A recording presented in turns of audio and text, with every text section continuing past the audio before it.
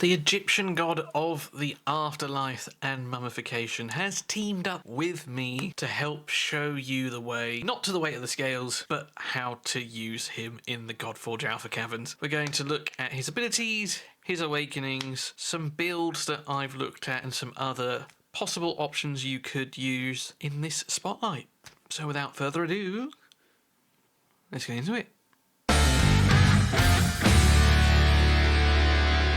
Hello everyone, Ragewood here, back with another Godforge video, and we're looking at the legendary available from the pool 30 in Alpha Wave 1. That is Anubis. Anubis, the Shepherd of Shadows, is a cunning hero. He's a brawler of chaos alignment. Now I already have him geared, we'll come into that in a moment.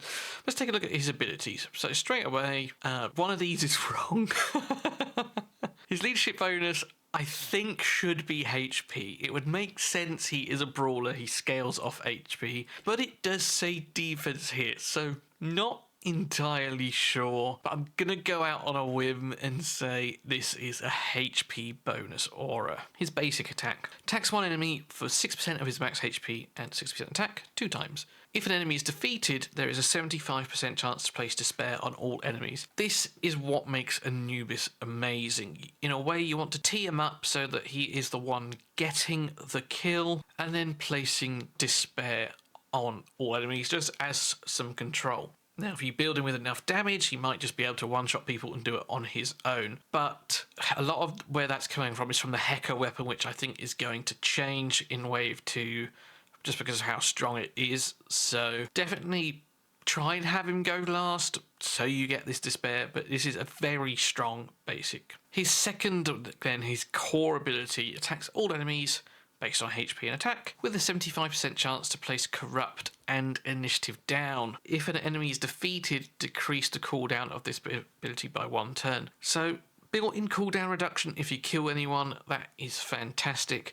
We're also placing Corrupt and Initiative down. So for those who don't know, Corrupt, the unit that placed this debuff, steals any buffs received, and then it triggers once essentially, because it disappears once it's been used up. And then Initiative down decreases the initiative stat by 20. This is amazing for boss fights, especially the likes of Golden Guardian, where if he gets his ultimate off, you're toast. So decreasing the amount of divinity that he's gaining is fantastic. He also has a pair up with the Hound of Duat, although not functioning right now. Just to pair them together are very good at controlling bosses. And then the ultimate attacks all enemies. If this hero's HP is below 50%, heals this hero by 30% of damage inflicted. If the hero's HP is above, he gains a barrier. So just some sustain in there, very nice. And I like that you've got the barrier if you're above, lifesteal if you're below. So if you are above the threshold, it's not wasted. That I do really like. Then he gains 100 divinity whenever an enemy is defeated. This doesn't need to be from him, just whenever anyone dies. But you double this bonus if they were defeated by his basic attack. So you're incentivized to kill people with this to get the ultimate back sooner. His passive is not that. Let's see. There we go. Don't know what happened there. His passive, weigh the scales. When a hero is defeated, increase his turn meter by 20%. So lots of incentive to be killing people as often as possible. Now I'm just going to slap this weapon back on him here. So let's take a look at the awakenings then. So awaken 1, I've got this right now. This is where you get the cooldown reduction on the core if you defeat someone. Like everyone else, initiative is the awakening 2. Awakening 3, if an enemy is defeated, also steals 20% divinity from all enemies. This is built onto his basic. This is incredible. If you can get this, it will be massive for you, and like a lot of higher awakenings do, but yeah, very strong one here. Initiative increase on the 4th, and then the 5th one, if the hero is an enemy, so I think that's everyone. Place banish for 1 turn. If the hero is an ally, gain 200 divinity. Oh, I see. Right, so this is with his passive. So if an ally dies, he gains divinity. If it's an enemy, they get banished, which is essentially like a block revive, or a temporary one at least. So yeah, very strong awakenings. Right, let's go look at the gear that I've got on him. So, gearing then. I've kind of got a bit of a mismatch. Ultimately, like every game, stats over sets, but if you can get sets, even better. So, we know that he scales off max HP and that he is placing debuffs. So we do want some accuracy, we want a lot of HP, and then any attack we can get.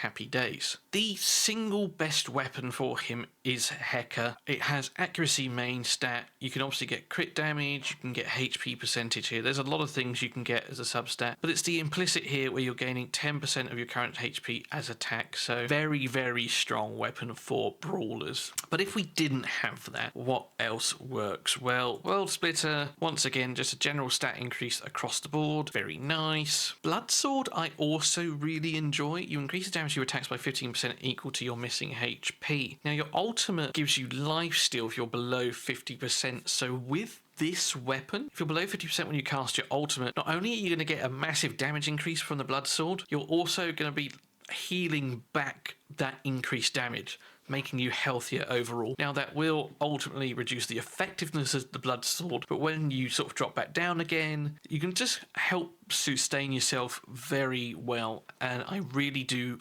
like this as an option. Grail is another sort of niche, very niche option. Again, due to the lifesteal on the ultimate, you're going to be increasing the source of the healing you're gaining from that lifesteal back. It also has accuracy main stat. Not one I would recommend, but again, pretty cool, potentially, if you're looking at some sort of solo Anubis strat in the future. Mjolnir obviously very strong for the initial divinity gain, letting you get your ultimate quicker. Guillotine are nice, you're putting a lot of debuffs out there, so reducing the damage coming back to you is sweet. Makawa Heatle, that's what we're calling it. Again, it's kind of another nice pick, increasing the damage you do in each way, so you're just getting stronger as you progress through. This might be better in sort of like a campaign farming sort of situation when you're just using your basic attacks with your other abilities on cooldown, but another cool one. And the last one to point out, I think, is just the longbow. Just increasing the damage of your ultimate ability is nice. Again, accuracy main, and Doru. Accuracy main, increasing your core damage as well. Imprint-wise, what are we looking at? There's a few ways you can go. There are some general strong ones. Anyway, if you're pairing him in a boss fight with lots of bleed teams, you could go with Lady Shock, you can go with Achilles, but if we're just looking at things that are just good just for him on his own, I like Green Knights, reflecting a percentage of the damage you take back at the enemy. That's just happy days. Tristanes will help you survive if you're receiving a lot of debuffs, so that I also think is quite good. Volk Hodlak I really like because if you kill someone, you're going to be placing despair on the rest of the enemy, and if you're fast enough and you get to rotate around before they take their turn, you're going to do more damage, giving you more chance to kill the next one and then place despair once again. So yeah, and it's enemies under despair, so if you can lap people, you're going to get a 15% damage increase, which is fantastic. Some other niche options then, you could put Dracula on him to sort of as like a protection thing, but I don't like these kind of last resorts as imprints. They're cool on the heroes, but yeah, I think you'd be better off trying to get some sort of increased damage. But if you're struggling, having these resurrection is nice. The same goes for the Hercules one, to be fair. Prevent your death, but this one I like more because whilst it's not a full heal, you're also not putting yourself under sleep. So yeah, some survivability ones there. Gilgamesh's is also very nice, just giving you the opportunity to ult more often. Osiris's is good, and what a lot of people have been using, I think, for a while is increasing your damage when you're above 50%, and then decrease the damage inflicted or damage you take by 10 when you're below 50% HP. But the key part here is the above 50%, you're increasing the damage, so on your ultimate you're going to be gaining a bigger barrier.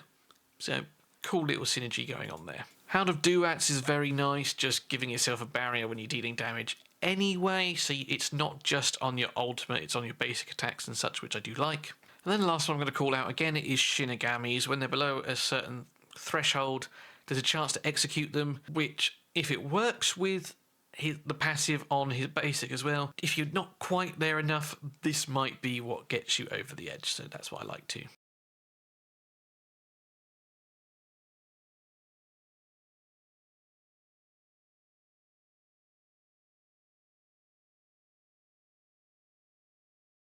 Anyway, let's jump into the cabins and see him in action. Okay, so we're going to come into floor 135 for this, and we're going to have him as the only damage dealer. We've just got Aphrodite and Shamash to allow him to use his basic more often. So we're going to cast it on him here. Then we're going to attack into this Musashi, get the kill, control everyone. Come in again, get the kill, control everyone. Don't quite get the kill there, but if we had Aphrodite's... So if we had Shinigami's passive there, we might have got it done. But don't worry, because Aphrodite's going to let him join the attack again and clear up. And you can see we're doing respectable damage. We're not crit capped, as you saw. We only had 89%. I'll go over that one more time before the end here. But still decent to use our ultimate. Ooh, 50k, very nice. Gonna try and get the kill on this Musashi, placing Despair on everyone else. Very nice. Once again, Aphrodite just helping him do his job better. Believe it or not, we've got him low enough that we can kill, place that on everyone. They're already controlled, so we use the core, kill that last guy, place the initiative up right there, and then finish it off. Not quite enough there, so one last ultimate will do the trick. And there we are, that is Anubis in a nutshell. A very strong character. But yes, his stats once again, 90% crit rate, not ideal. Reasonable amount of crit damage, reasonable amount of speed, initiative, quite high accuracy, and then lots of HP to keep him alive. And that is it. So thank you very much for watching. Take care and look after yourselves. Work hard, but as always, play harder. And I'll see you in another one soon. Cheers.